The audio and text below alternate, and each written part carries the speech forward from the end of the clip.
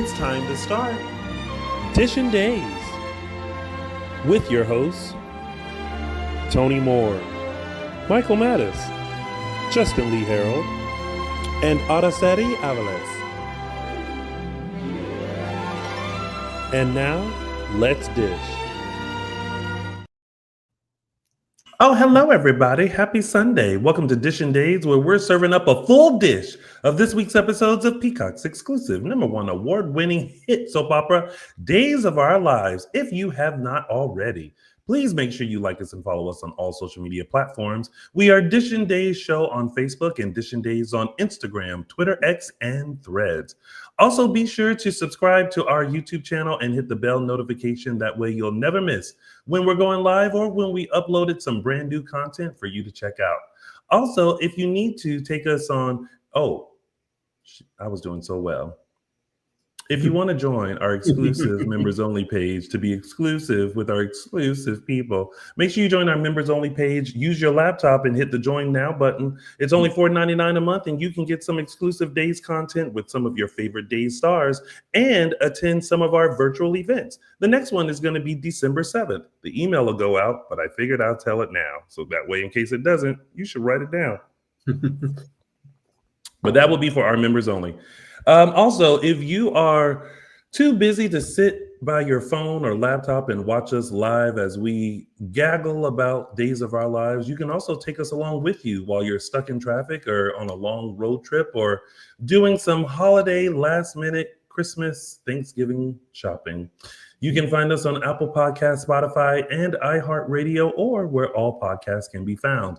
Just search for Dishin Days and take us along with you as we spill the tea on all the things that happened this week on Days of Our Lives. And of course, make sure you show some love to our former co-host and my chocolate twin, Mr. James Locke Jr., the head bitch in charge over at JLJ Media.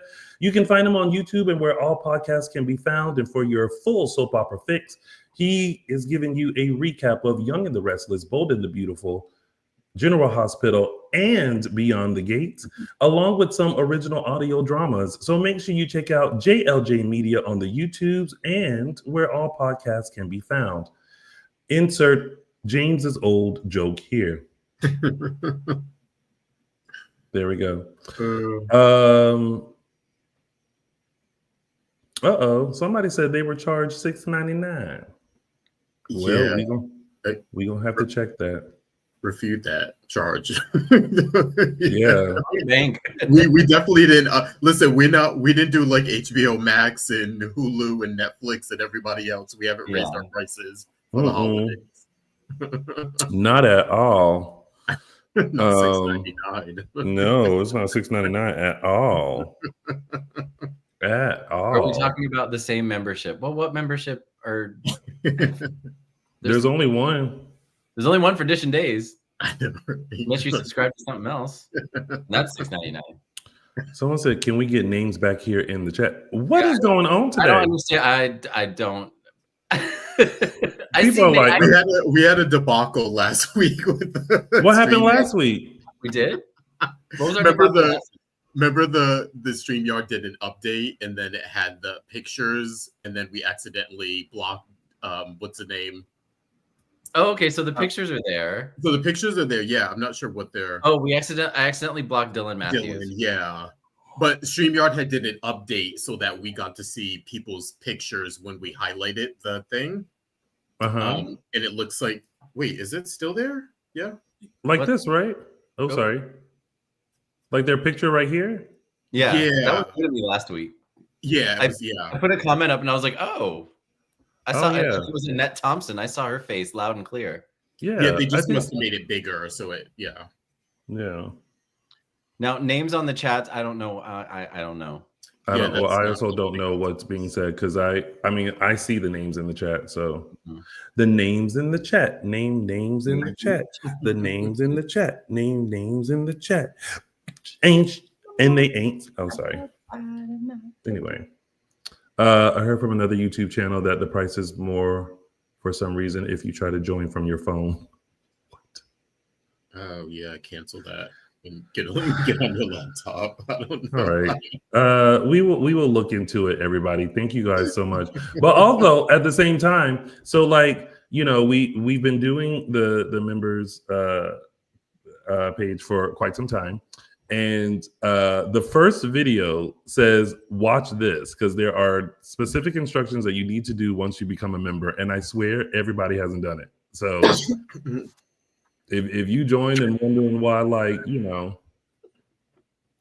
what's happening, I don't know. As you can see, Araceli is not here. Baby, she needed a break. She said, I'm going to go live my best life. And we said, girl, go do you. So, yeah. Did I miss a huge... You know what? Let's do a recap for me. What did I miss last week? Because people are talking about pictures, names. Somebody said Araceli's rant. Like, did I... And I just caught up on... I don't know. This is what happens. I get behind. And so I just caught up on last week's episodes, plus this week. So I didn't get a chance to watch Dishin Days. So what happened?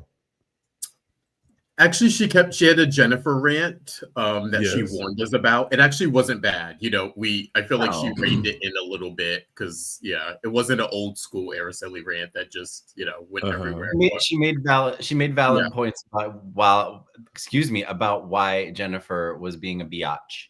Well, and how hypocritical she was being, and had like receipts. Like, aren't you the one that did this? Aren't you the one that did that?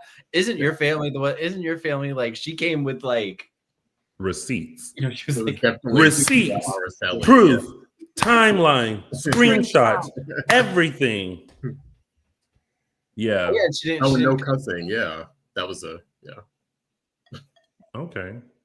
Yeah. And then I accidentally blocked Dylan Matthews. I think I was trying to show his comment, but I accidentally hit these little 3 buttons and it said ban user and delete comments. Well, I accidentally hit. Oh no! Wait. No, you did it again. Oh my God. Did you do it again?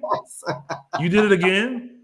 Sorry, Shonda. That will no. Shonda 927, and there's literally no way to undo it. Well, no. What did Dylan? Dylan, if you're in here, tell us what you did, because he came back later on that. Did you switch accounts? Why do you keep banning people? I didn't even click the option to do it. Yeah, it's a weird thing. Gosh. Yeah, StreamYard just did an update, so it's now the ban button is literally right on. So like I was clicking to just take the menu away. Yeah. I didn't even click on ban and delete comments. It just did it. Dylan, if you can let us know how you got back, because we. Anyway, Tony, we're just reenacting what happened last week. I leave for 2 seconds and all hell breaks loose. What is happening? Fine, we'll figure out how to get people back. Yeah, guys, the chat thing must be a YouTube thing, because we're seeing you on StreamYard, and I just we're seeing your names. I just went on YouTube on another browser, and the names are there for me. So yeah, you guys might need to restart your browser. Maybe. I'm gonna have to do some. Oh, that's right. Then I threatened to reban him. Yeah. Gosh. He said something cross to me. I can't remember what it was about, but it was. What did he say? He said. I can't remember what he said. Well, welcome back, everybody. Bless it. Sorry, Shonda. Bless it. I'm like, as we're talking, I'm like trying to find, like, hell, I mean, poor Shonda, she's just gonna be just watching this and not being able to comment because I don't know how to unblock or where the block list is or anything. Nowhere. It literally is. Yeah, it's a brand new function. Yeah. Like, and see, I go into the settings and I go into guests and it says no banned guests and then it says no banned guests. Well, maybe it's just banned for a little bit and then they're able to. A temporary ban. See, it'd be nice if StreamYard updated us and like we got an email with new features or. Well, they do. When you log into it, they tell you what the new features are, but nothing about block. Like I feel like that's always been there. Well, anyway, welcome to Dishin Days, everybody, where you get blocked and need a mental day. Mhm. So there's that. Well, what did we think of this week's episodes of Days? It was good. Yeah. It was 3 weeks worth of storylines in 1 week, but It was a lot. It was it's a lot this week. Mm. It's a lot going on. Yeah. It's pretty good. I mean, I feel like there are definitely like some things that perked my interest. I was like, oh, but yeah, I just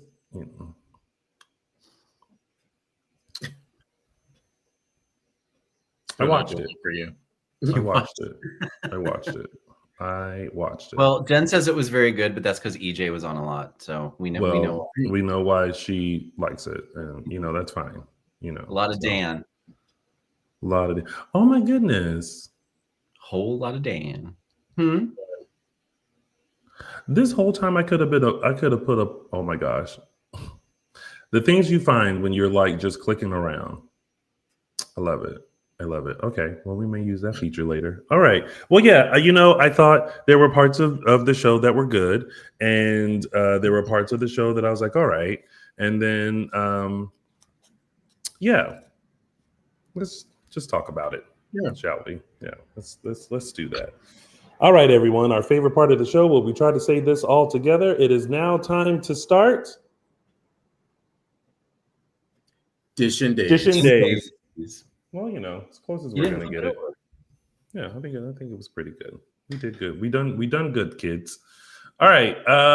So let's kick things off with our very first storyline. We've got a symphony. Oh, Sarah's Horrible Day.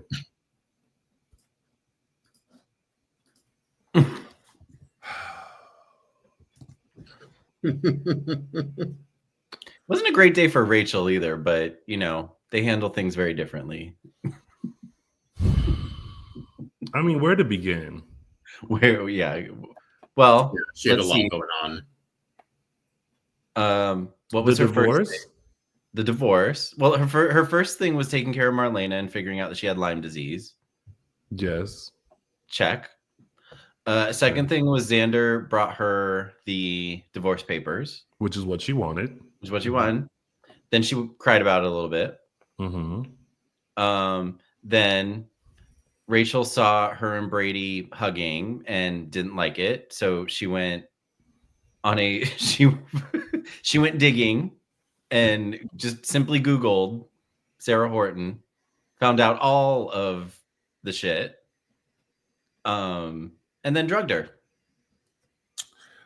Let's start there. So here's the thing about the internet search of Sarah Cook Kyriakis or Kyriakis Cook, right? My first question was, why was there an article written about when she had the allergic reaction to the sweet bits? I know that was. I'm like, was it a Newsday like? in Salem? Like, I was like, number one, is she so prominent that like someone at the Salem Insider or whoever wrote it had to write an article about like someone having an allergic reaction? There's like a section that's like, every newspaper has like a little like town news section or like highlights. There's like a Horton Town Square highlight or something where whatever happens in the Horton Town Square gets reported on, every little minute thing. Yeah. So that was the big news in Horton Town Square that day, that she almost died. Yeah. From sweet bits. Which was weird. It's also weird that that happened a few years ago and that would be at the top of the Google search. Not like anything related to like University Hospital, not her LinkedIn, not like, like when she kidnapped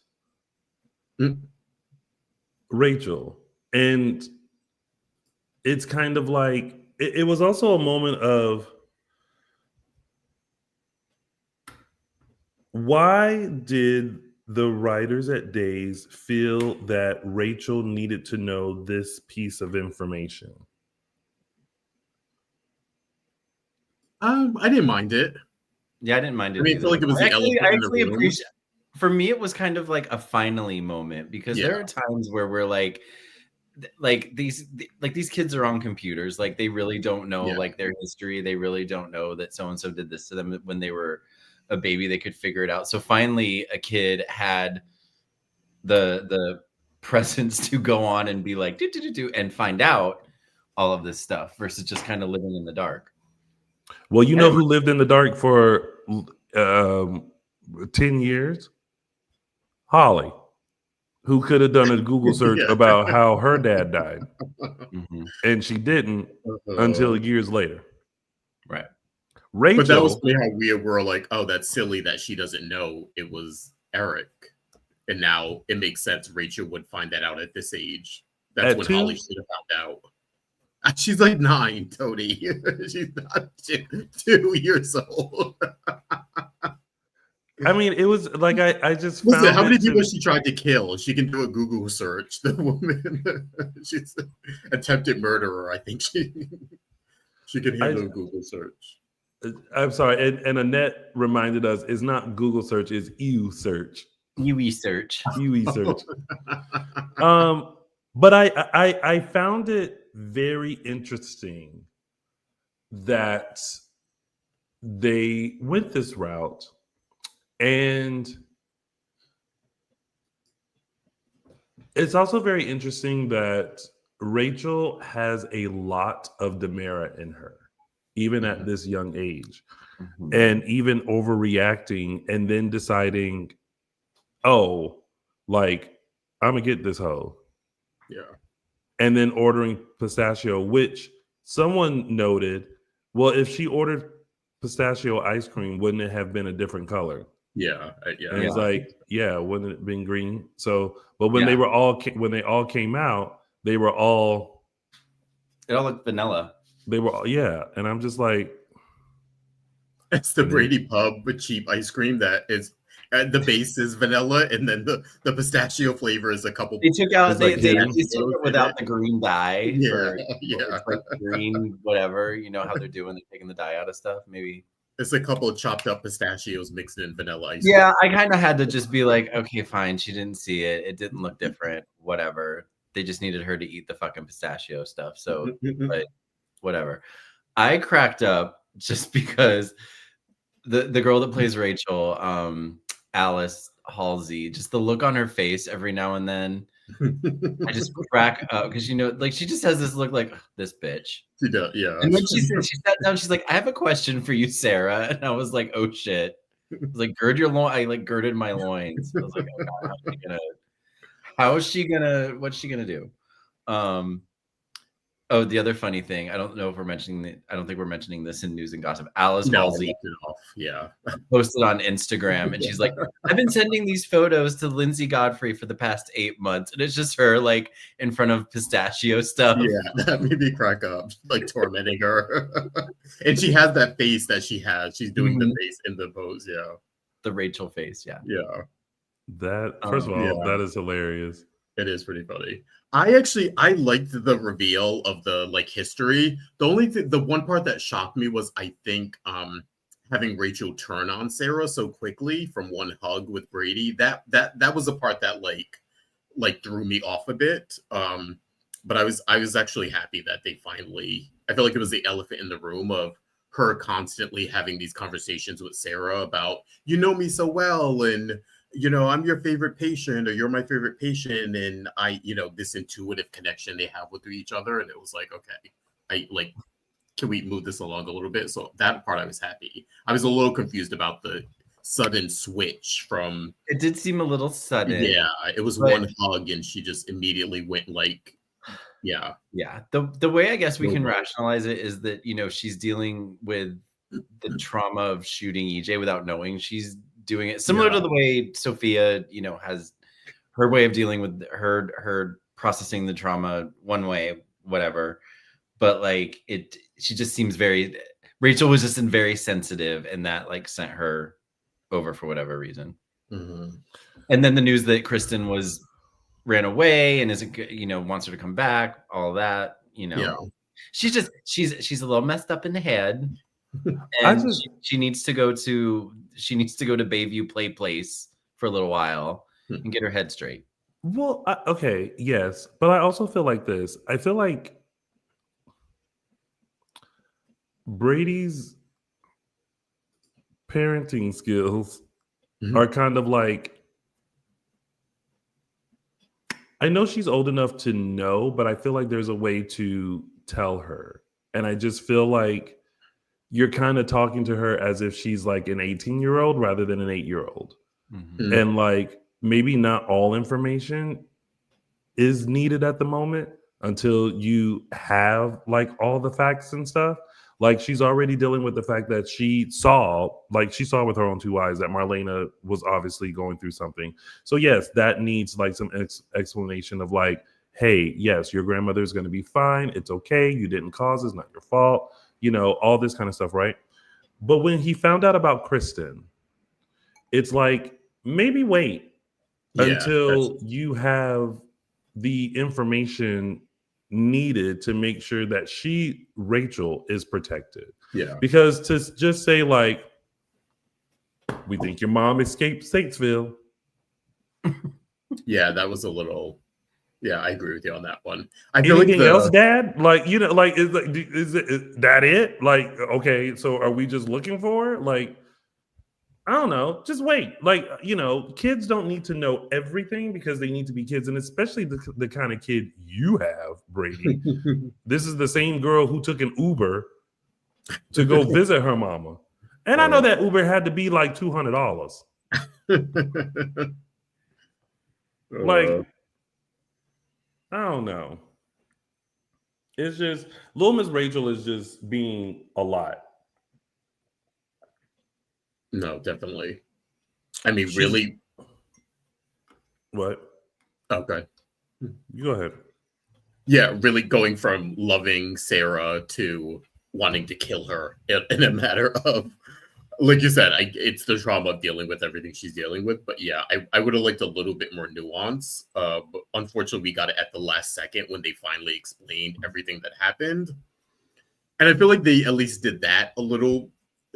I think the cat was out of the bag for Brady, so I think he had to sort of tell her everything. And I feel like some things out, like, they didn't tell her mother murdered someone the night she was born, but whatever, they left some things to themselves. They didn't go full out. But I felt like, it was probably like, oh shit, she Googled everything, so she knows everything. So I kind of have to tell her the truth, or I have to tell her at least everything of, what I can.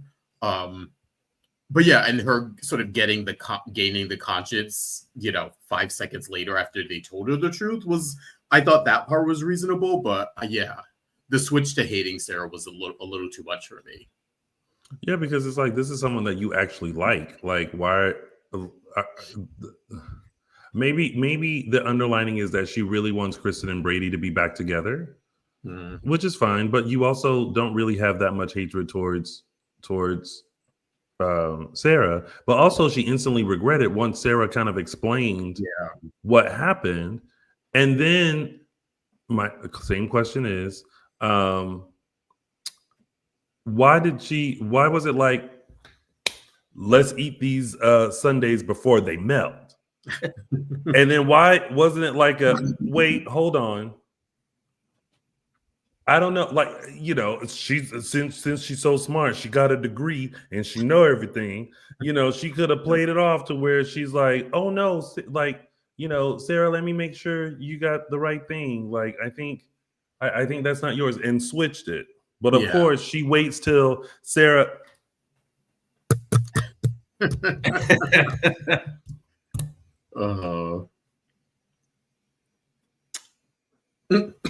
It's like, girl, you had all that time to say something. And then Brady's like, Rachel, what did you do? How you know Rachel did it? And I see, now that's the problem. See, this wouldn't happen if y'all had just whooped her. Gone outside and gotten a switch. Yeah. Yeah. Take a switch to her behind. Mhm. Exactly. Yeah. But, again, very interesting. Great that things are like out in the open. And now she remembers that she's the one that popped Cap and EJ. That triggered her memory. Which I was kind of surprised. I was like, they included that. They just kind of slid that in at the very last second. At the end. Mhm. I was like, oh, okay, this is why they took this route to trigger her. So something would happen to trigger her memory of shooting EJ. Mm-hmm. So now here's something else that they're gonna have to, since they were just sweeping that under the rug and saving that for a rainy day to deal with, I guess. And now she remembered on her own. So, Brady, I guess it's not Brady's fault. He doesn't know. That's more. Yeah, this is the one thing that isn't He's living in the dark about that. Yeah. But okay, so if the pistachio thing was a way to like, get Rachel to remember, I mean, couldn't Sarah just have like maybe kind of choked a little bit on the ice cream because she was eating it too fast or something and did like a kind of a thing to then make Rachel go, because it's the same effect, right? I think he was saying like it's her conscience because she did it. So like if Sarah tripped and hit her head, that wouldn't have been Rachel's fault, so it wouldn't have triggered something. It was probably her conscience that triggered it. Like almost taking some. Okay, well, okay, well that makes sense too. I think I'm often questioning. I don't know if I have before, but like, it's like, why did we make this choice? Yeah. No, I think we've talked about before. Like we're not so familiar with these new writers where we don't know if like everything they do is a clue to something else, or is it like we are they just just get out of it people's lives, or just adding stuff in for texture, or is it like is this a storyline we're going to see in the future? Yeah, the extra whipped cream covering it.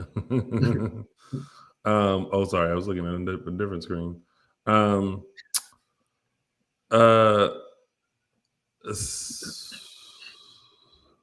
yeah, all right. Well, I mean, that was pretty much her horrible day. And I mean, going to the divorce, she wanted it. And she can be hurt because I think even when you want something and then it's starting to happen, I think you can feel some kind of way. And there was no, he didn't fight. He didn't, do anything to try to like stop it. He just said, okay, here you go. And Brady was the one to kind of convince him of that. Yeah. I mean, if that's what you want. Yeah. Side note, I don't know if we've ever talked about this. Do we want a Sarah Brady relationship? Not really. I like them as friends. Yeah. Them as friends. I'm not, You know what? Let me make a poll. God. not on Instagram, but in our chat. Let's see. Should Sarah and Brady become a couple? I'll just let the poll do its work. Yes. Ship them. People already answering. Ew, no. Well, you also got to answer the poll, people. You can answer and then take the poll. Let's see.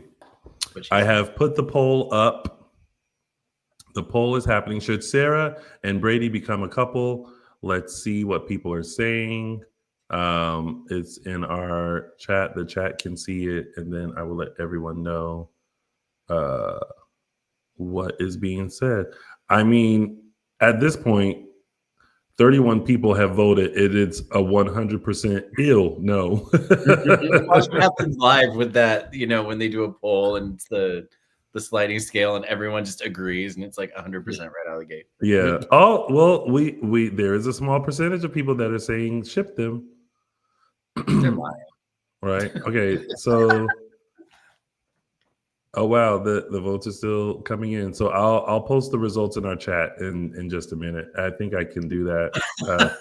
I need a meh option. That's funny.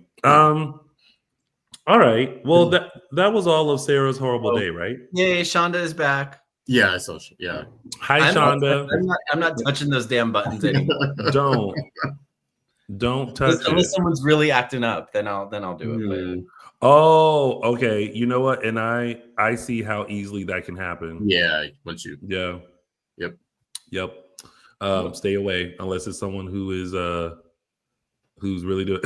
Now that's what you call a landslide, Andy Cohen.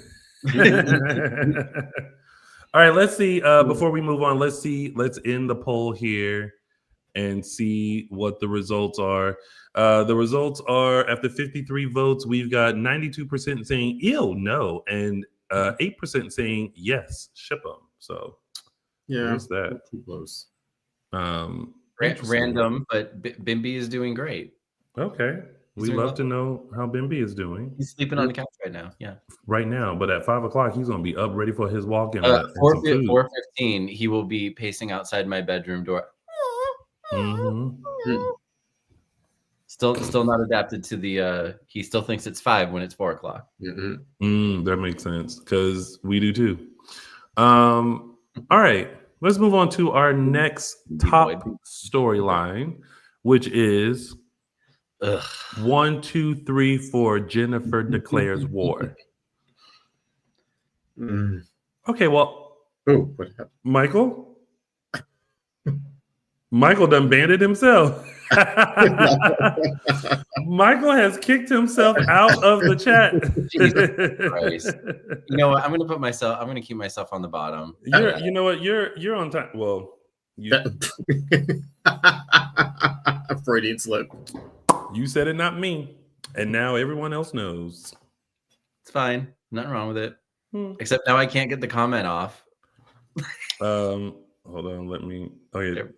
Oh, yeah, I can. Wait. I'm on the wrong screen. There we go. Okay.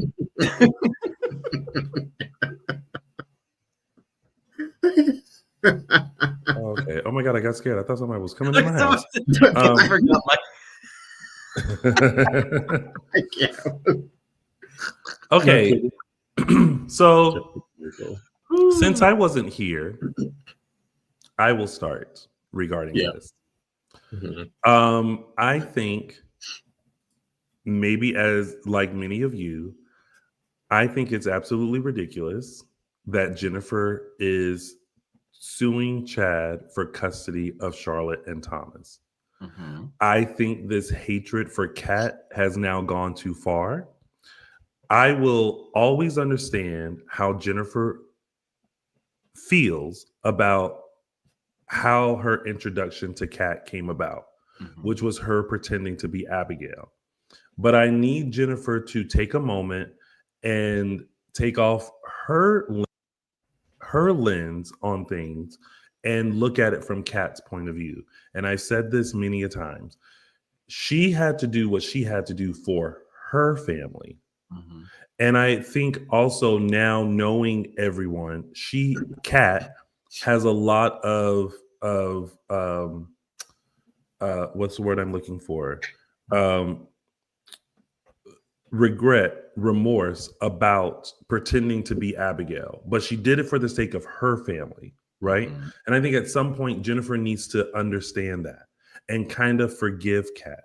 You don't have to forget, but you can forgive her. But now having this hatred and now putting it on Chad because you feel like he should have absolutely nothing to do with Kat Green because of what she did to Abigail. It's like, well, Chad is actually able to understand why she did it. And also realize that Kat is not that kind of person. She's not a diabolical person and can forgive her. But with all of that, Jennifer, it is none of your business regarding Chad and Abigail's children. You know, as well as everyone knows, that Chad is 100% about his kids, especially with the loss of their mother. You, as a grandparent, only needs to support Chad. You've raised your kids. You don't need to raise somebody else's. You have to respect how someone else is raising their kids. It is not up to you to dictate how those kids are raised. So for you to have the nerve, the gall, and the audacity to sue, knowing that those kids are not in danger, shame on you. Mm-hmm. Yeah. Dang. Agree. Yeah, we said we were all unanimous in this. Yeah, and the fact that she actually mentioned last week, she's like Abigail. She was like Abigail would support this. We were No, like, she wouldn't. no, she would not. Absolutely not support this. It's just. It's just she's and then you keep when she had the conversation with Justin, then she got kind of salty with Justin because all Justin was trying to do was like, again, what everyone else is trying to do when she mentioned suing Chad for custody, like trying to make her see the other side and maybe take herself and her feelings out of it. But then she just, and you thought they kind of led us to believe for a minute that maybe she changed her mind, but of course she didn't. And it's getting to the point where it's like you kind of had trouble, Justin, with like Rachel turning on Sarah so quickly. Like, I'm having trouble just buying this Jennifer. I'm like, it seems a little forced. Yeah. But I'm trying to go with it. But what people have been mentioning is like, what would her case be? Like, I feel like Chad would have a stronger case against her taking the kids than she has against him taking the kids. Yeah. Totally. And then the fact that Chad left the fucking house without the kids. Without the kids. That was the kids. I was like, wait a minute. Why is he in Salem? Why is he in Town Square without the kids? I was like, you didn't take the kids? Yeah. You're giving her ammunition. I know. That was like a big fail. Yep. And I understand if like Thomas would probably scream and then Jennifer would use that to like probably call the cops on him. Who knows? But like take Charlotte at least. I know you don't want to separate your children, but Thomas seems to be under her influence, which she doesn't acknowledge she's doing. And I think it's pretty obvious he is feeding off of Jennifer. If Jennifer was either, and again, I'm one of those people, I don't care if Jennifer, she can hate Kat. I don't think she needs to forgive her. I think she needs to keep that to herself, and that's her opinion and hers alone and not imparted on other people. I think she's not seeing it, or she's being obtuse to the fact that Thomas is 100% feeding off of her energy and how she feels about Kat, and it's feeding into that. It's like, oh God, what was I gonna say? I also think, I said this last week, I think a lot of this too is about her own childhood and her own issues with her parents. I remember she was sent to Alice and Tom to be raised because of her own parents being neglectful and their issues. And I think a lot of this is stemming from that too, of like, sure, I can take the kids and raise them. My grandparents did it for me. They did it for Julie for a period of time. Us Hortons, we get the kids when something's, something's amiss or their parents are, acting a little funny, we can take them. And it's like, no, you don't have and the funny thing is, not that I think she'd have a case if this were happening. I think she'd have a stronger case if she had a case if Chad was still with Kat.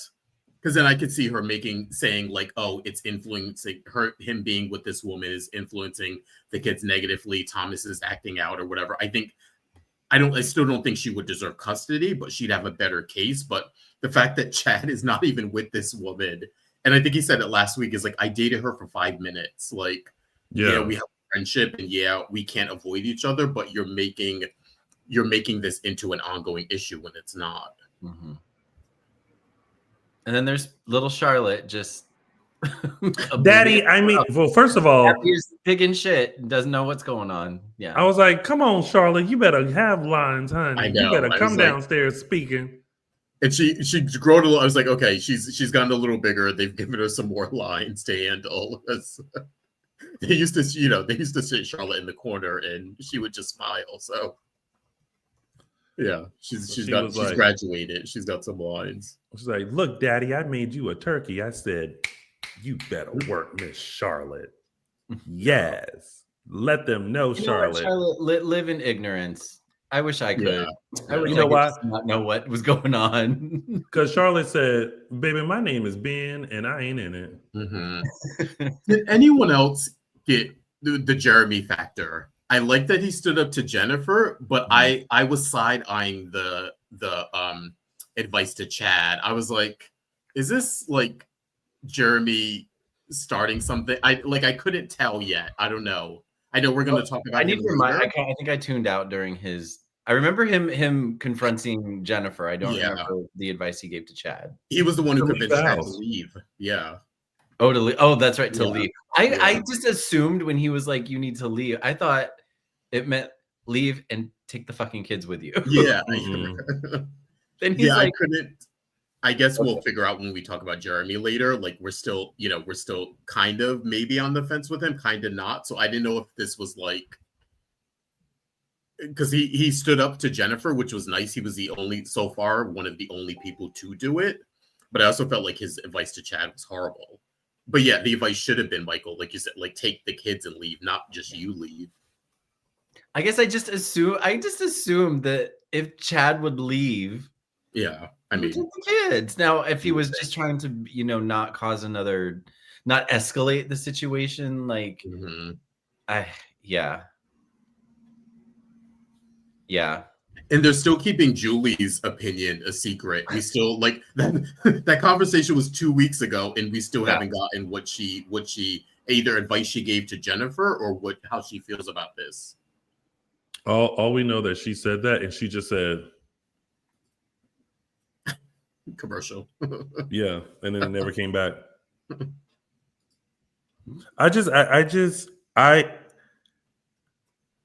When I was watching last week's episodes, I literally was like, you have got to be, I said it out loud. I was like, you've got to be kidding me. Like, are you serious, Jennifer? You think Chad is just going to be like, yeah, Jennifer, you just take the kids? No, those are his kids. Like he already lost Abigail. You are just like, wherever you are in life, and now you're trying to take away his kids. Like you're basically taking away his life. And not even to suggest like a cooling off period or like, let me intervene and help you and Thomas get back to, you know what I mean? Like she's letting her anger completely sidestep any goodwill or feeling she has for Chad. Now, why don't you go to the Salem Inn for a few days? I'll talk to Thomas on your behalf. She's not saying any of that. And she's saying literally, I want to take the kids, not just custody in Salem. I want to take them to Boston. Yeah. I mean, come on. But also the person who should have had that conversation with Chad about leaving the house was Jennifer, not Jeremy. I think it would have made sense. Him to leave? Oh, she would have asked. You're saying if she would have asked him to leave? Yeah. Jennifer should have had that conversation because like you were just good saying. Intentions, you mean? Oh, yeah, with good intentions. Yes. Yeah, like you were just saying, like, take some time out. Like, we'll keep the kids here. I'll have a chat with Thomas, and then in a couple of days, like, come back, and then we'll all sit down and figure it out. Yeah. But the problem is she's not going to say that because she's the one that's like you just said earlier. Yeah. She's the one that's manipulating Thomas to make Thomas kind of be on her side. Yep. And for Thomas to like be laying there all broken up, and then like Chad trying to like touch him, and it's like, girl, like you ran into the street. He didn't push you. Yeah. I know. You're the one that threw the fit, and then and no one understanding that like you lied about what, kid? Yeah. Go draw a picture. Yeah. Oh my God, that storyline. Charlotte, come get your brother. And what's going to happen when Thomas finds out their secrets too? Like, can you imagine if Gwen said to him, "Oh, your saint grandmother almost tried to kill me a year ago. Your grandfather's a rapist." And you know what I mean? Like, how's Jennifer going to explain those things if she wants to go there? It's like, maybe next time he and Rachel are together, she'll be like, you know what you should do, Thomas? You should go on the search. While you viewing cat, you can Google / your grandparents and see what they've been up to the last few years. Since y'all both got your degrees and you know every fucking thing. Oh, Wait, what? I remember Jennifer making all the excuses for her whole daughter when Sammy confronted. I Oh, yeah, remember that's right. oh yeah, Abigail when she was stripping EJ, yeah, and Jennifer, Uh-huh. tried to true. accept it. Abigail is a good girl. Oh, she's good, all right. Good at keeping secrets. Or even remember the stuff with Austin when Carrie slapped her. Oh, that's right. Oh, that's right. She went after Austin. Yeah. Mm-hmm. Abigail was a shady bitch, man. Or she had a Shady. period of. Bit of history. Yeah, she's a yeah. She was just horny. It's okay. We all get horny. Mm. I'll need a little dick every now and then. Anyway, Sounds like you need it right now. yeah, I'm good. Take some more of that McDonald's. And that's our show today. We need to have an emergency tea with Michael Mattis. We'll see you guys in 2 weeks. It's an intervention. Dick intervention. Yes. All right. So we're done with this storyline, correct? Mm-hmm. Jennifer obviously has proceeded with suing Chad, and Chad was like, "See you in court." And I was like, "That's right." Then, of course, my mind went, "Who they hiring for this court?" Oh, I put in the other part was the Chad thinking he should move on and getting advice from Leo and Gabby. That portion. Oh, yes. Salem singles. Yes. Salem singles. Which is all Salem. the rage, Salem Singles sounds like that skit that they used to do in Mad TV. Lower expectations. The one thing I did love, I love Chad and Gabby coming together again. I feel like they've melted their like animosity when she helped him with the cat stuff a year ago, maybe. So I like them getting back to being friends. I think like it's been enough years where they can come together and be just more than even civil to each other. Yeah. But I also like when she was suggesting like that he move on. She was like, "Oh yeah, oh no, yeah. Not me." He's like, we're not that good again. But can we talk about how Chad matched with Belle? Mm-hmm. Which is a comeback around, because remember they had that little thing years ago. They had a little thing years ago where I don't remember them ever doing something with was Billy. It was Billy. Yeah, it was Billy. Yeah. Mm-hmm. Huh. When was this? Yeah. It was. Oh God, when was it? I think it was early on in Billy's tenure.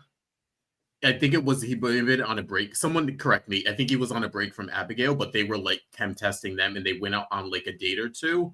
And maybe even been when Chad was brainwashed years ago. Yeah, it was when Chad was brainwashed. Him and Belle had a little thing. Oh, it was very brief, but it was. They were like trying to put them together. It was after Ben, when Ben was like after Abigail. The whole. I think so. I don't. Yeah, I think that was when Tony or Andre brainwashed Chad. Huh. Okay. That storyline. Yeah. Okay. And also Belle was brainwashed to love Chad, or was it the other way around? Well, hopefully they'll revisit this if they move forward, and we'll get some flashbacks or something and be reminded of. Because I don't remember this. Yeah. I don't remember it either. Yeah, it was a small little thing. But I was like, okay, that's. I feel like Cardi B. That's interesting. Yeah, because I think it also was when him and her and Sean, of course, weren't together, and I think Sean was with Lonnie at the time. Like it was that period of time. Like, okay, all right. I suddenly now want like a Salem Singles like ad. Hello, Salem. Are you feeling dry? Need a little spice or kick into your love life? Well, sign up today for Salem Singles and meet some of our eligible bachelors. EJ Dimeras, click. Off. Oh God. Oh my God, Salem Singles. Oh wait, we're not there yet. All right. Well, that was it for sure for Jennifer Declares War, right? Yeah. All right. And now the doctor is in, and we have Marlena's diagnosis. Did I say that right? Diagnosis, yeah. Diagnosis. Yeah. Diagnosis, yeah. They did this storyline, and I've probably done it other times. They did this storyline on The Young and the Restless when Catherine Chancellor started to act all like batty, and she lost her memory and actually left town and was like someone else for a while, and then it ended up she had Lyme disease. I feel like this is kind of like I'm kind of let down by this. How so? It's not that drastic, like Lyme disease. Like, isn't it treatable?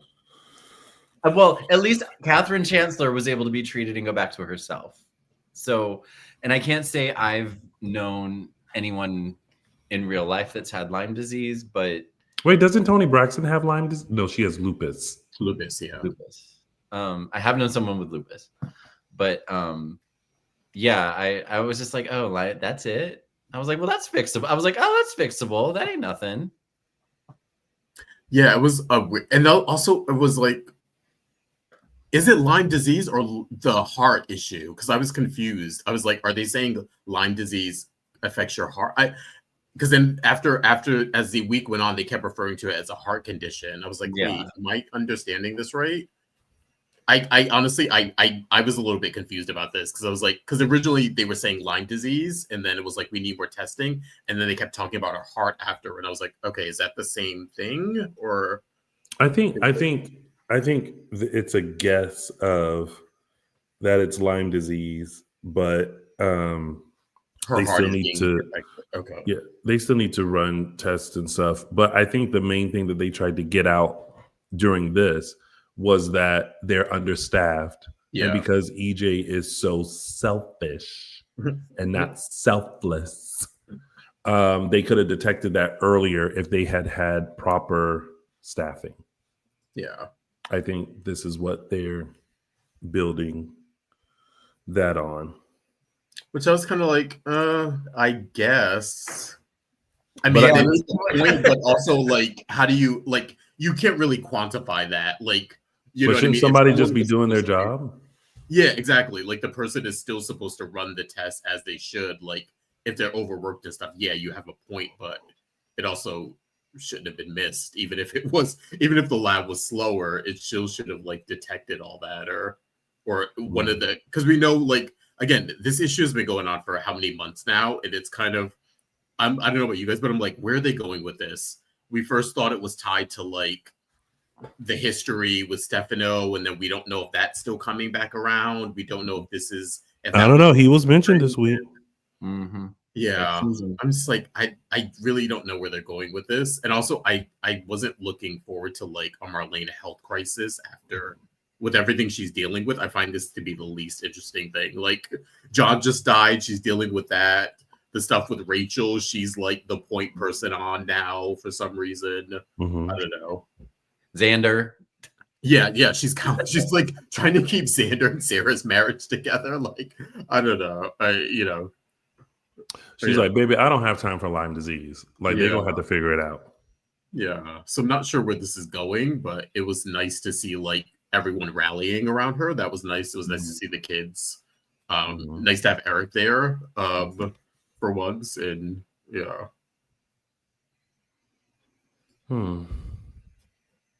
Interesting. Yeah, I'm curious to see whether this is going to be if this is the end of Marlena's health issues or if there's something more to it. Or yeah, it's at the beginning. Yeah. Or if it's another beginning, a beginning towards something else. Yeah.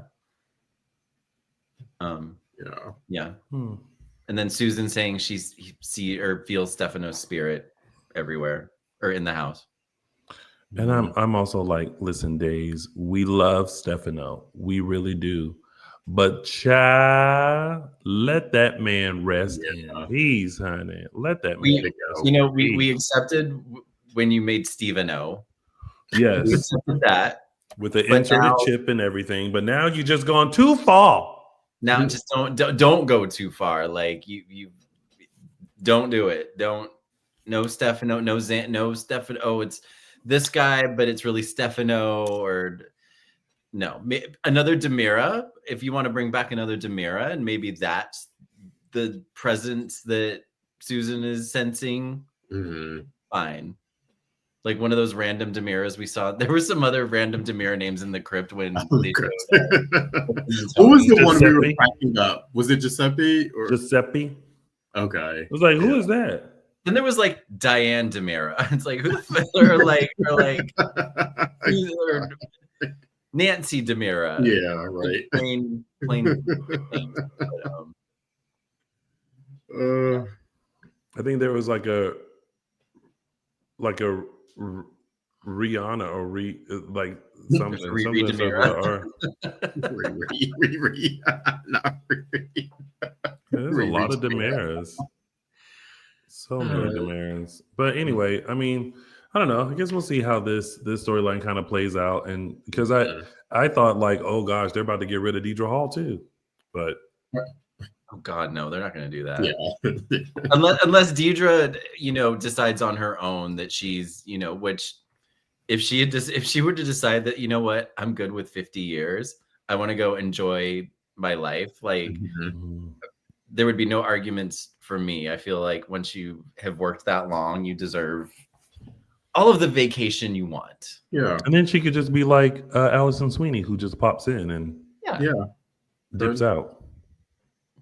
Which, side note, I was just kind of like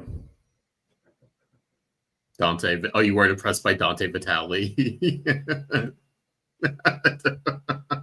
Yeah, we were all just kind of like, okay.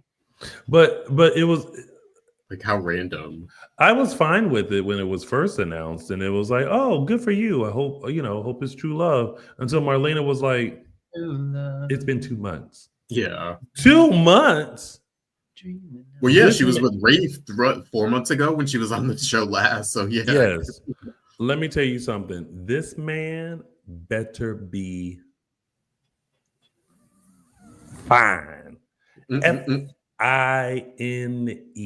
like super fine, like Brad Pitt, George Clooney, fine, like Brad Denzel Washington, fine, like Fabio, fine, just sex symbol,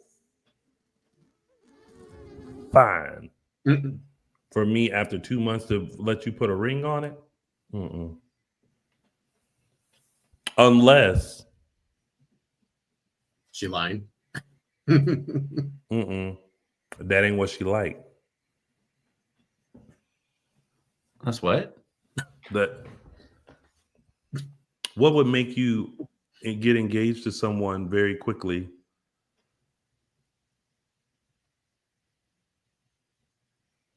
Oh.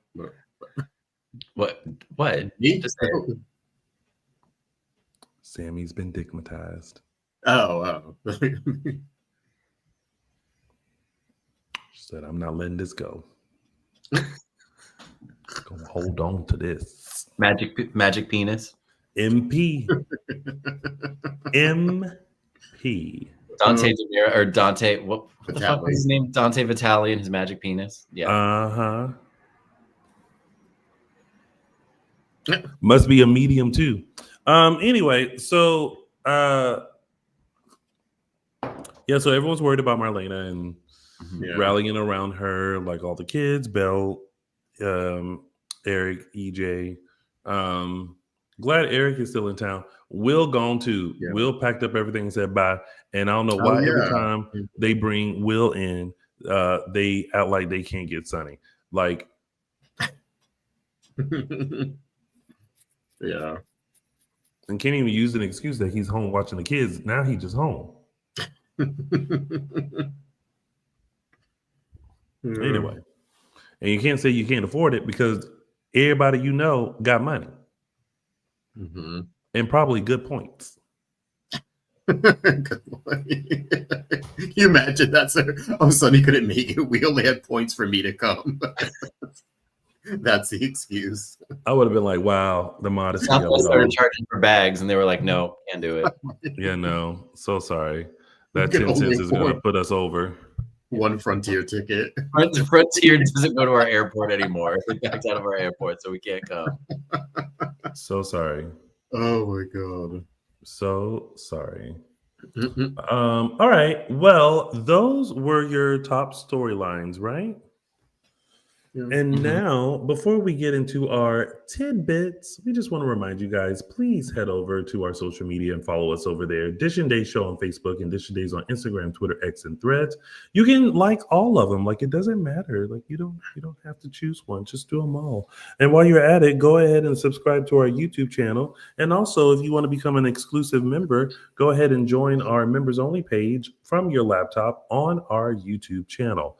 And also, if you want to take us along with you on a car ride, or maybe while you're planting new flowers in the garden, or maybe you just sitting at home on the couch being a bit back, you can listen to us on Apple Podcasts, Spotify, and iHeartRadio. Just type in Dishin Days and let us join the party, whatever party that is. We'll be sure to bring our tight Wrangler jeans. And also show some love to our former co-host and my chocolate twin, Mr. James Lott Jr., the head bitch in the, well, I should start saying the head old bitch in charge, Mr. James Lott Jr., over at JLJ Media. Find him on YouTube. Find him where all podcasts can be found.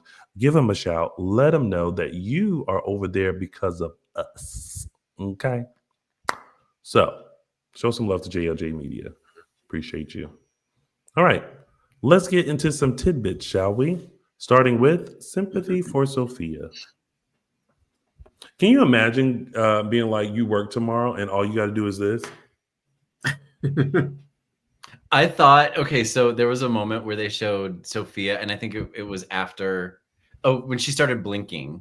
Mm-hmm. I was like, oh, is she gonna do the tear again? Is she gonna do the tear? I was like, are they really gonna try to make her? They're like, you know that tear thing you do, you're gonna do it again. Yeah. But no, she just like, now I think that was the signal that she's coming around. Feeling something, or they at least connected to her. Was someone putting Visine in her eyes? If she was, has she been not blinking this entire time? No, it was good. That's a definite skill. Yeah. Mm-hmm. I actually thought she was great. Of course, Rachel's been killing it, but I thought like Gabby was the standout when she was like giving Ari like the history lesson. Oh yeah, which is so nice. I think it's nice that we've been with the show long enough now, where now the next generation is like, we had the stuff with Johnny, of course, and the stuff with Allie back then.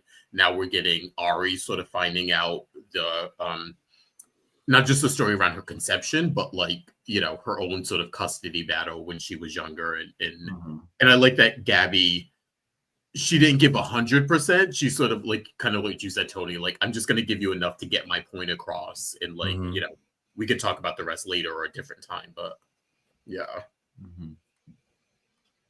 Because like, you never know. We just take it for granted that we never know who knows what. And, does Ari know how she knows how she was conceived and that her dad's gay, of course, but how did that come about, or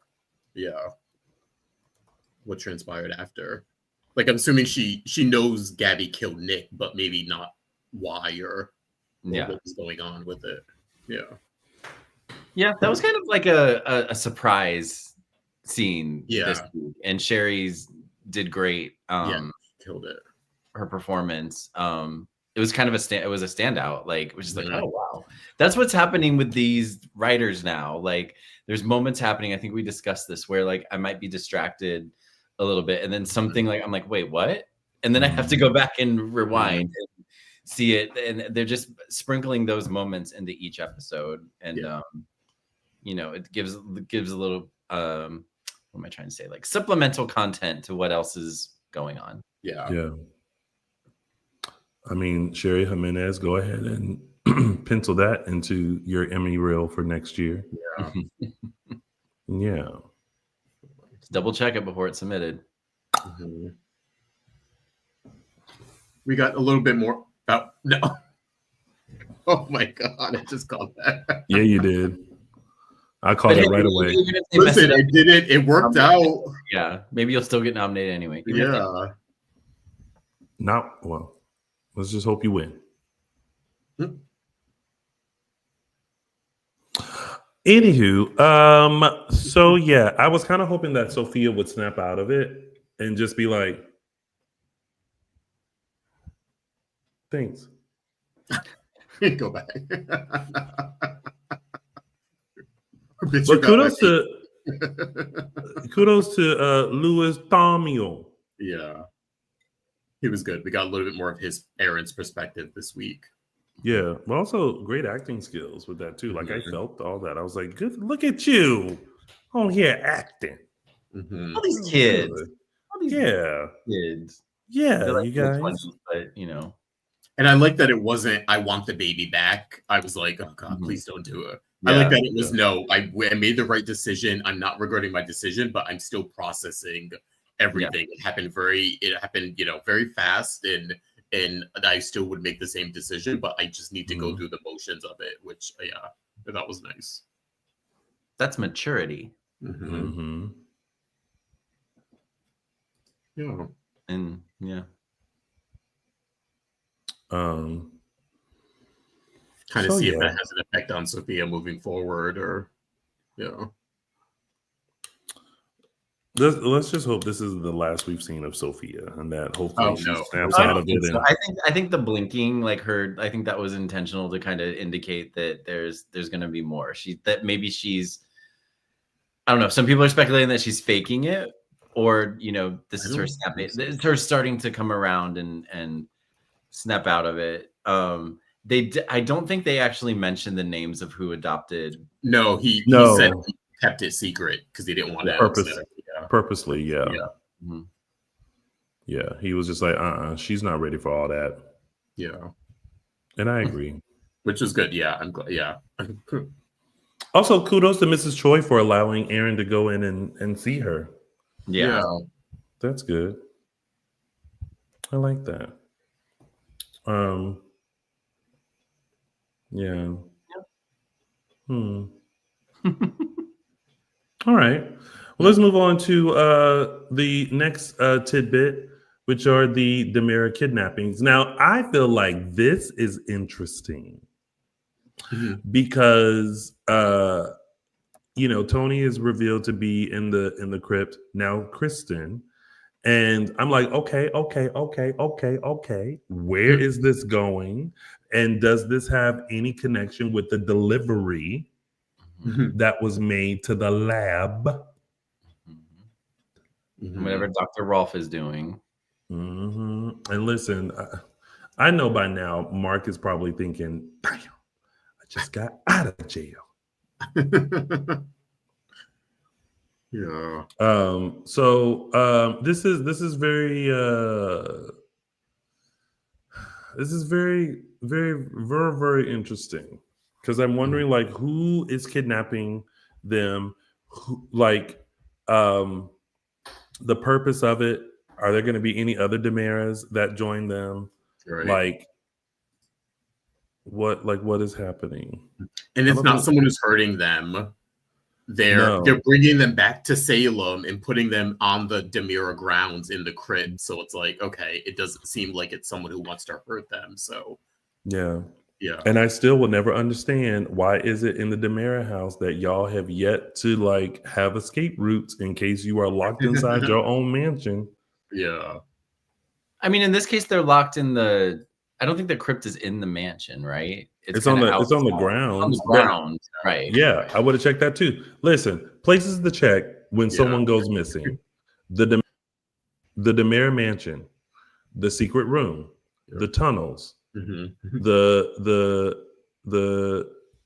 crypt, the crypt. Yeah. And then ask a Dimeras before you leave. If it all checks out, then great. If something seems a little iffy, you got to keep snooping. I'm just saying. Yeah, but I feel like this is an interesting storyline, and that also ties into like the Dr. Tom Horton Foundation clinic that's happening too. So, yeah, it's definitely one to keep an eye on. Dang. Michael Mattis, did you have anything to add to that? No, not really. Okay. I want to see where it goes. I'm curious, you know. We know there's somebody in the tube. It's probably a Dimeras. What Dimeras, we don't know. They're trying to make us believe it's Stefano for some reason, but I don't think it'll be Stefano. It better not be Stefano. No more Stefanos. Yeah. No more.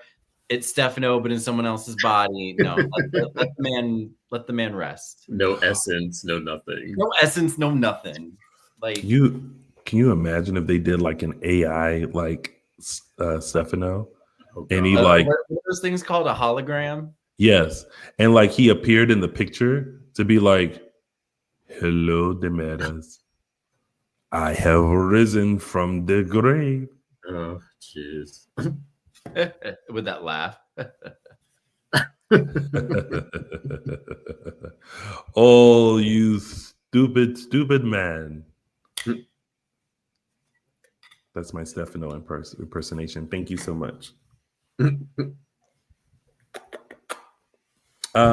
Anyway, all right. Well, those were the kidnappings. Let's move on to You Don't Own Me, to the ex-husband's club. Sorry. One more thing. Just erasing Kat of it. Just that she did. I put them in. Yeah, she revealed to Rafe that she was in the clinic. That's how she knows EJ or remembers knowing EJ. You know what? Kudos to Days for not dropping this, because many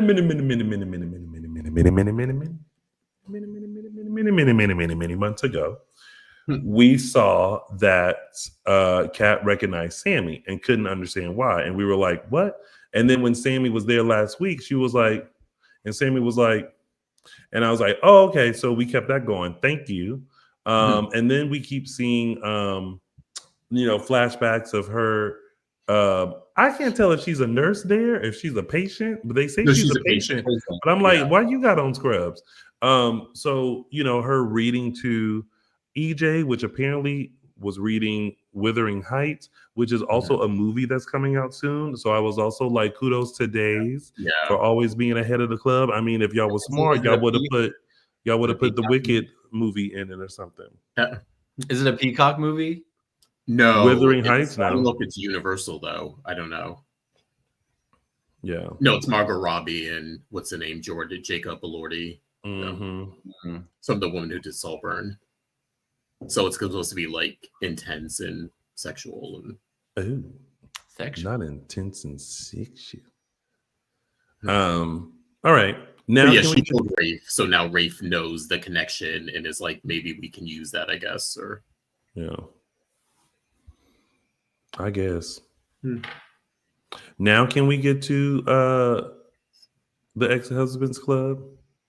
I kind of zoned out during this whole, like, I thought it was, I heard, it's like the meeting of Sammy's. I was like, oh, that's cute. And then I couldn't tell you what they talked about. It seems like there's a question of, is Sammy faking it? Is there really a Dante Vitale? Or was she just putting it on for their benefits to like make either one of them jealous or all three of them jealous in some sort of way or whatever kind of a thing. And then we saw mostly like it was Rafe and Lucas who were happy for her regardless, and it was EJ who was doing a little bit of like a pining for her a bit. Well, they both were. I remember him leaving the pub, those scenes. I remember him drunk leaving, but that's all I remember about it. But also, Sammy looked like she was pining over him too, because like she would walk by and be like, a little, yeah. Like, girl, we all know you miss it. Anyway, all right, moving on to our next tidbit, which is date night. And let's go over all the dates in Salem, shall we? Starting with Stephanie and Alex. Lovely date night as Stephanie is preparing for her book tour and getting that together. Ordering. They never did get to the fashion show, did they? No, they didn't get to the fashion show. But Mystery Man comes in and slips a little drug in Alex's drink. And we're supposed to believe it's Jeremy. Jeremy, because they've been wearing similar. Jeremy has on the black leather jacket. The drug person has on a black leather jacket, I think we saw. So we're supposed to believe it's Jeremy. Hmm. At this point, I'm looking for the Days of Our Lives pan up. You know how when it's like a miss, like you see this at first? Uh-huh. Yeah.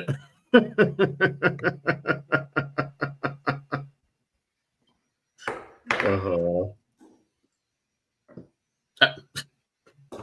Like now, I just need them to go. Yeah. It's Terrence. Yeah. He's poisoning Stephanie and Alex. Yeah, like that's what I need. Yeah. Stephanie, I don't know. I'm kind of part of me is thinking like, okay, they want us to think it's Jeremy, but I'm like, is that going to be the switch? And Jeremy is still kind of an asshole. Like, you know what I mean? Is he actually going to be him? And that, you know, he regrets what he did, but he also just wants to get rid of Alex. I don't know. Like, I don't know. I'm trying to think like who else would it be? exactly. Who else Alex would it be? specifically, yeah. I don't Because know. it really may not have anything to do with Stephanie. There's been no like attack Mhm. on her. It's really Alex focused. Yeah. And I don't know who would unless they're introducing someone new, but Yeah. yeah, I don't know anyone who would. There's And that comments would- that it might be there's comments that it might be Joy, but I don't think even Joy would have like why would she be wanting to Yeah, drug not hurt him, yeah. Or kill him with a knife. Like why would that be her? Yeah. Nah, it doesn't make sense that it would be Joy. I don't think it would be Joy, no. I mean, I guess they could figure out a way to make it Joy, but I don't know. Well, that would take the joy out of it. I would take the joy out of Joy. Are you having an allergic reaction? Oh, no, sorry. No, that would be more. The heavy breathing.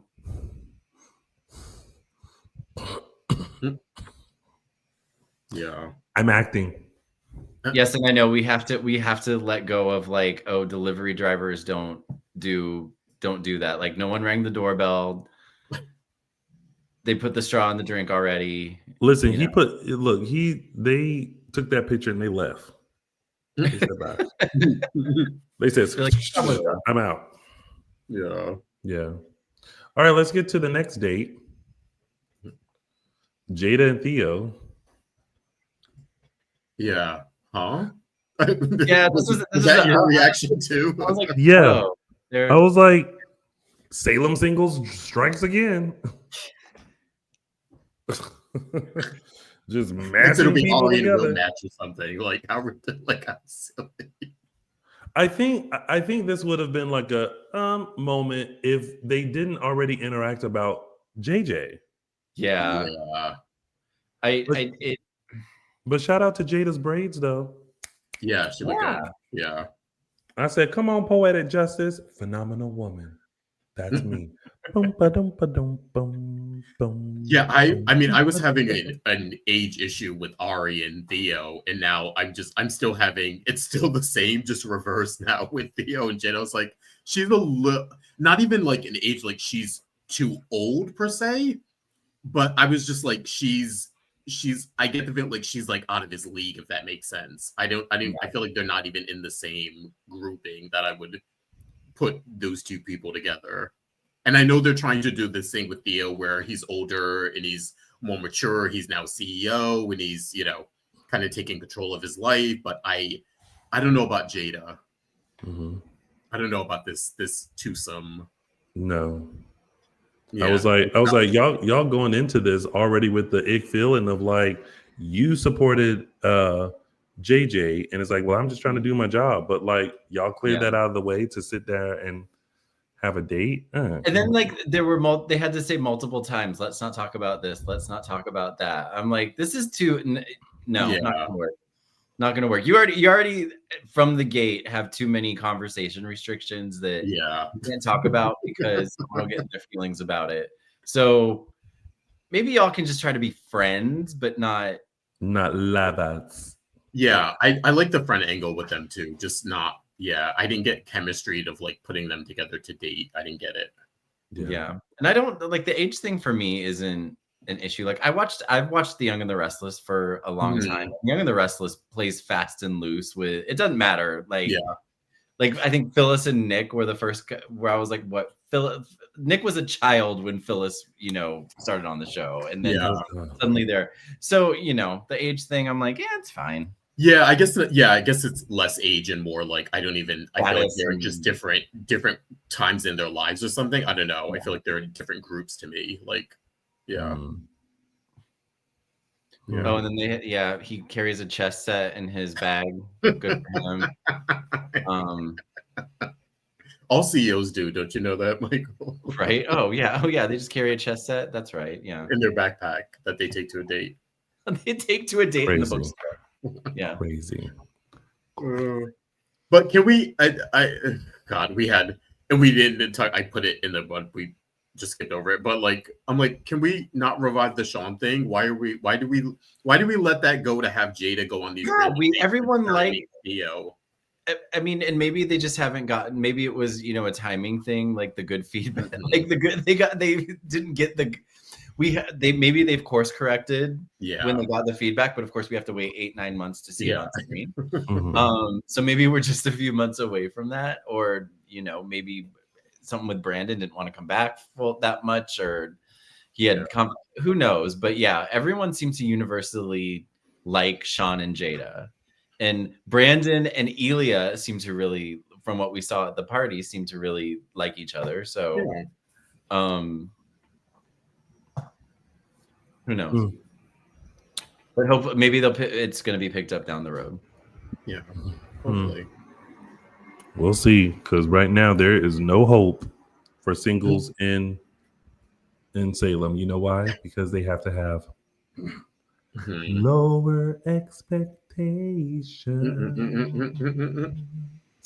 I think Annette Thompson said someone mentioned it's like, oh yeah, dating apps should really be called "Here's What's Left." That's what Leslie Jones said. Leslie Jones. Oh, okay. Yeah. Yes, Leslie Jones said, "Let's just get all the apps together and call it What's Left."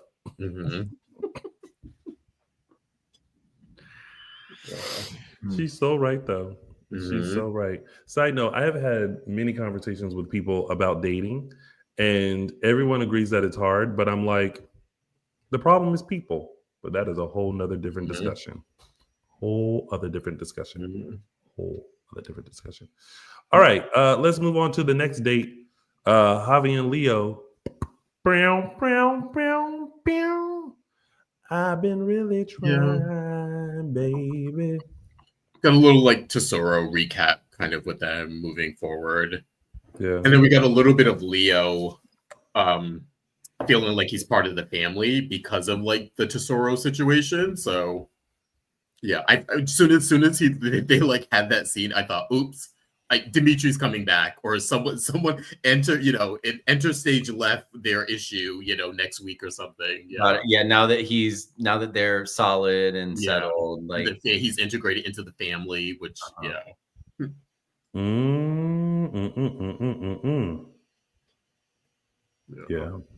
Yeah, that was it. There wasn't much with that. I'm just that really kind of. Yeah. All right. Yeah. Well, let's move on to Kat, Liam, and Abe. Have y'all seen that video of when Jamie Foxx impersonated Denzel Washington? Oh yeah, get your hands off me! Yeah, that award goes to Kat. Get your hands off of me! I was like, wow, everybody was kung fu fighting. Good on her. Yeah, I need them to also. This is another story. I need like some movement. Like they need to pick up a little bit on. I need the thing. Yeah, like I need them to tell us more about Liam. Yeah. Well, the nugget we got as a kid. Yeah. Now. But he's broke. And then like he tries to steal Kat's purse. Abe offers him some money to go get food. Oh no, I'm not going to take a handout. I'm like, bitch, take the money. Yeah, I know. Like, so you'd rather steal? So you'd rather get cold cocked by a Kat Green I know, for trying to steal her purse.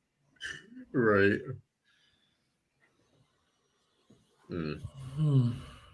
I was like, oh God, is he the new waiter at the Brady pub? Because that's where everyone goes when they need a job. I was like, is this the Before, storyline we're before it looking was forward to it with was the Leo? bistro. It was The it was yeah, it's like either that or the bistro. It was the cafe downstairs. Then it was the bistro. Now it's the Brady Pub. Yeah. Well, why y'all are limiting him to those jobs? What if he ends up working at Titan or Dimeras Enterprises? Well, he can't read, so that's what. Let's You know what? let's play it out. Let's temper expectations for a minute. They cannot hire someone with a disability. Well, he's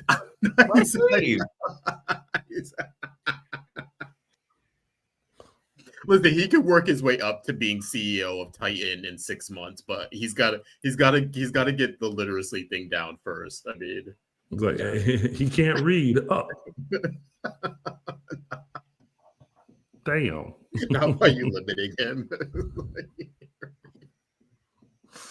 Oh, Lordy. I don't think it was about race. I think it was about pride. Oh, it was definitely about pride. Yeah. It was just stupid male, straight male pride. Mm-hmm. All right. Well, now that we have gone over the lower expectations of Salem, let's go over to a different kind of stress. That newborn stress. Mm-hmm. Do y'all think that Johnny and I'm gonna put this in the chat too. Do y'all think that Johnny and Chanel were ready to be parents? I think they thought they were ready, but is anyone really truly? I don't think, as someone who doesn't have a child, and I don't think I ever will, I don't know if anyone is ever really truly ready, whether it's adoption or having a kid. Yeah, it's happening, and it's going to be something that you know, you have your classes, you have your parenting classes and whatnot. You will not know what you were in for until that kid is there and you're in it, and you just kind of gotta yeah, you may think you're ready, but you may not be truly ready. You may think you're ready, but you're not. This is the true story of becoming a parent. To me, from someone who doesn't have a kid, and you know, my kid is a fur baby who sleeps on the sofa most of the day. So I thought this was typical, like, new parents. I mean, whether they birthed him or adopted him, like every new parent, whether you're ready or not, you're going to be sleepless because you're up with the baby and your house is going to be a mess. I think this was perfect. To me, this was probably the most realistic scene we've got out of this adoption storyline, was them being tired, the baby screaming. They're trying to figure out, do we take the baby in the car to soothe them? Do we take him for a walk? Do we feed up? Like, I don't know. This was all normal to me. I don't think this was any indication that they're like struggling or that they don't know what they're doing or something. I just think it was traditional, like, new parents. They're learning how to be parents. Yeah. And, you know, it's not, this isn't, you know, I would have struggled with it if Chanel or Johnny would have actually said, maybe we weren't ready for this. Like, yeah, that would have been weird. You weren't ready. You're just adjusting. It's an adjustment. Yeah. The kid is adjusting too. Well, they became parents in a day. Yeah. So no, it was realistic. And then they had Paulina, grandma, there to help. And yeah. Also, like, remember, like, I know we glamorize, like, or some people do, the Javi and Leo stuff. Javi and Leo also, like, did not, they weren't like instant amazing parents when little T came to them. He was crying at some point. We saw those scenes where they didn't know what to do and struggled a bit. I mean, yeah. Do you think did we like the fact that Johnny allowed EJ to see his grandson? Yeah, I thought it was bound to happen. I mean, what are you gonna, like, lock you're gonna lock the kid up so EJ doesn't see a picture of him or doesn't see him? Like, you're bound to run into him. Like, yeah, let him see him. I thought he handled it fine. I still feel like Johnny is still on the fence. I think he really wants to forgive his father, but he's just holding on to the anger and stuff. And not that he doesn't have a right to, but he wants to forgive his father, but he doesn't want to forgive his father. Yeah. The again, the ego, whatever Yeah. thing. Yep. Getting in the way. It's softening a little bit. And also this week we saw that we didn't see it the first time, which I thought was a little weird, but we saw how EJ's promise to Amy Choi affected Johnny this time, because I felt like before when he told him the arrangement, he kind of brushed it off, him and Chanel, and didn't really take it into consideration. But I felt like this week he really like heard it and was like, I think it affected him. Mm-hmm. Yeah, I was fine with it. EJ has been getting it from everywhere. We're having a baby shower. You are not invited. I don't want nothing to do with you. All right. Well, our poll says it's almost kind of split. We have 51% that say no, absolutely not, and 49% that say, oh my God, yes. So, yikes. Yikes a doodles. All right. Well, everyone, that was your week of days. And now we are heading over to our segments, which is the favorite part of our show. And we are going to start with mine, with Tony's official 3 Snaps Award. All right, listen, my 3 Snaps Award goes to the kung fu fighting of Kat Green, because the way that she made this look like, don't mind me, I'm just sending a text. And so, I was like, oh, come on, Charlie's Angel. You better. So, for showing us more of her FBI agent, don't mess with me skills, goes to Annalyn McCoy. Kat Green, you get Tony's official 3 Snaps Award. Oh, snap! Coming in a close second was Charlotte. Yeah. Sarah, can I ask you a question? I was like, oh God. Oh. Yeah. She's talking, y'all. Watch out. And now it's time for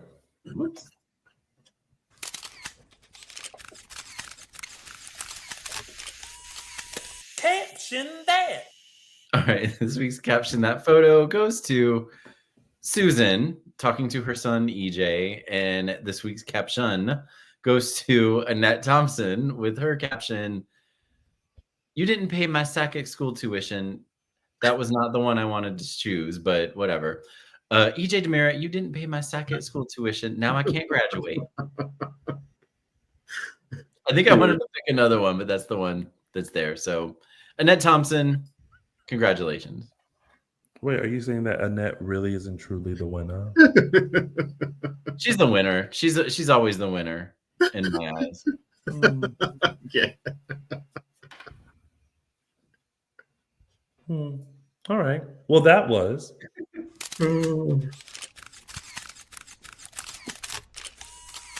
Caption That. Actually, it looks like she's giving, you are main, EJ Dimeras.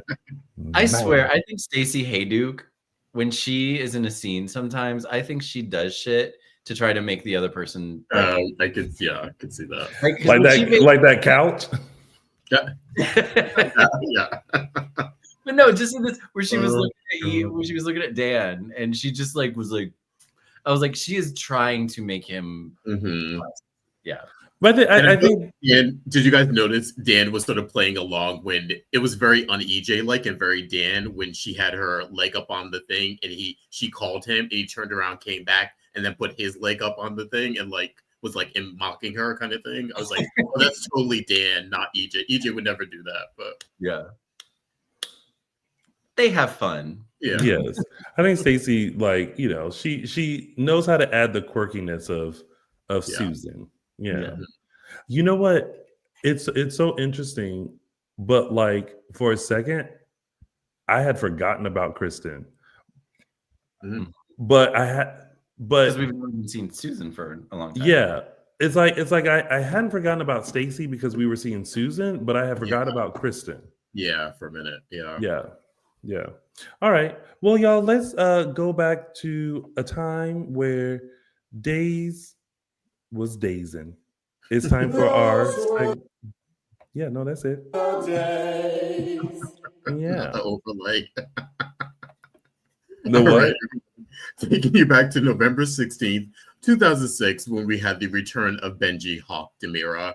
This is when Benji surprised an amnesiac Steve and helped him jog his memory. This, if you remember, this is when Steve came back to the show from being dead for many years. And remember, he was with Billy at this time, or him and Billy were like being paired up together. And then they were trying to figure out a way to jog his memory. So in comes his long lost former quasi-adopted son, Benji Hawk Dimera here. And check out those were days after the show, and I do a little bit of a rundown of Benji if you don't remember the character, who he is, he's a Dimera, who's he related to, what his biggest storylines were, and yeah, go check that out after. But yeah, that was November 16, 2006, when Benji Hawk Dimera returned to Salem. And those were the days. Not Jensen, don't remind me, Justin. Not a Benji fan. oh wow. And now we do not have it's a gift because the gift is not here and the person who makes the gifts is blocked. So we are moving on to It's a gift.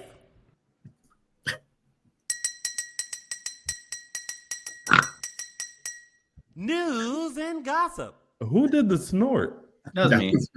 Wow. Wow. All right, starting off with some congratulations. Big congrats to Christopher Sean. His animated movie Ultraman Rising was nominated for 3 Emmys: Outstanding Animated Special, Outstanding Sound Mixing and Sound Editing, and Outstanding Original Song for Children or Young Teen program. So big congrats to Ultraman Rising. We will let you know what happens that night for the Emmys. But yeah, big congrats to Christopher Sean. This turned out to be an incredible project. I can't imagine that they're not working on some sort of sequels or additional sort of building out this world. It was a big hit for Netflix. So big congrats there. Next up, we have some Days Online stuff. A big happy birthday to our friend to show, Casey Moss, who celebrated his birthday this past week. So go show him some birthday love on socials there. So big happy birthday to Casey. Then, if you'll notice on Days Social, we got into the cast got into a little bit of a tell me you're on days without telling me you're on days kind of trend. Everything from endless line reading to early bedtime to Abigail Klein pulling out her hair extensions and constant makeout sessions with everyone but your significant other. You can go check out that series of videos on social media, on Instagram at Days Peacock there. Really funny. Next up, we had a friend to the show, former Trip, Mr. Lucas Adams, paid a visit to the locker room this past week where he discussed his sort of full circle moment with returning to YNR, where that's where he began. He did a small bit part before he kind of came over to join us at Days, and now he's back at YNR in a much more bigger sort of pivotal role. You can find the interview on the locker room at YouTube. And also a little quick aside, Lucas's sister was in a car accident this past week. Unfortunately, everyone was okay, but I guess his sister does have extensive medical bills. If you are interested in contributing to that, you can find there's a GoFundMe set up there, and you can find that out on Lucas's socials, Instagram at Lucas Adams. So go check that out if you are interested. Then continuing with the interviews, we had Susan Seaforth Hayes. She sat down with Michael Fairman for this really, really great sort of in-depth interview. Everything about her sort of super coupledom with Bill and being the first super couple and having that experience and being put on Time magazine, which is still to this day incredibly iconic. One thing that's been going around, making the rounds from this interview, she shares this really emotional story about Lamone Archie. And about a gift he gave her that sort of paid tribute to Bill. So go check that out. Really, really touching. And she's like gets very emotional, sort of explaining it, and you sort of get a little bit insight into Susan and Lamone's relationship there as well. Mm-hmm. And then, of course, she pays tribute to her late co-star Denise Alexander, who played who played Susan on the show back sort of during Julie's heyday. A lot of you may remember her as Leslie Weber on General Hospital. So Denise was on Days back in the day, so who died this past year. So Susan sort of talks about her and pays tribute to her and their relationship as really good friends. So go check that interview out, Michael Fairman's YouTube page. Continuing with the interviews, Suzanne Rogers sat down with Greg Rickard and Rebecca Buddick for their show, of course, Soapy, to discuss everything from her illustrious career, everything from becoming a rockette at 17, working on Broadway with Katharine Hepburn, and of course, her iconic role as Maggie Kyriakis on Days. So definitely go check that out on the Soapy YouTube page. Then we had Mr. Dick Van Dyke sat down with the Today Show's Al Roker to talk about his 100 rules for living to 100. We've been sort of hyping this up the last couple of years. Dick Van Dyke will turn 100 on December 13th. So he's preparing for that. He's talked about kind of done a few interviews lately as he gears up for this big 100th birthday. And he has admitted to sort of slowing down and finally sort of feeling the fatigue of being an older man, but that he still goes to the gym and his spirits are still up. And speaking of that, he still has one more big role he would like to accomplish before he sort of gives up acting. That is, of course, Scrooge in A Christmas Carol. So fingers crossed we see Dick Van Dyke take on that role. He still has the energy to do it. So we'll see. And then Deidre Hall and Robert Scott Wilson have joined in on NBC's Notorious If You Remember, If You Are Old Enough, The More You Know campaign, which a lot of us used to see after every show, after Saturday morning cartoons, which is now sort of focused on spreading awareness on phone scams. So an interesting little switch here, but you can check that out on The More You Know Instagram page.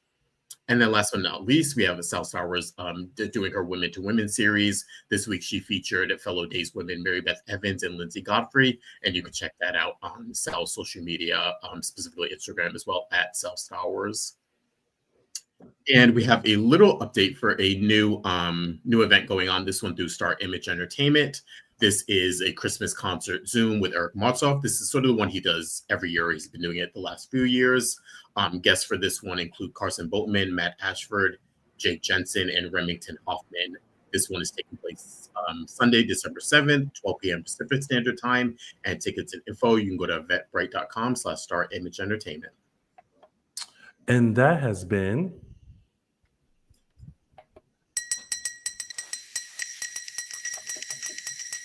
News and gossip. And now it's time to find out what's coming up this week on Days of Our Lives. Next week on Days of Our Lives. What do you mean, Rachel? Mommy didn't shoot Uncle EJ. I'm gonna wish for Daddy to come back home. Into friendship. Friendship. Cheers. Yeah. Since you can't come home, we thought we would bring Thanksgiving to you. And I'm thankful for loyalty. For everyone who stood by me in good times and bad. We thank you so much for our family, our friends, and our loved ones.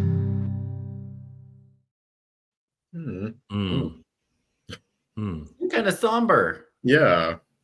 Praying over Rachel. Or Charlotte. Or happy, ignorant shot. I'm going to wish for Daddy to come back.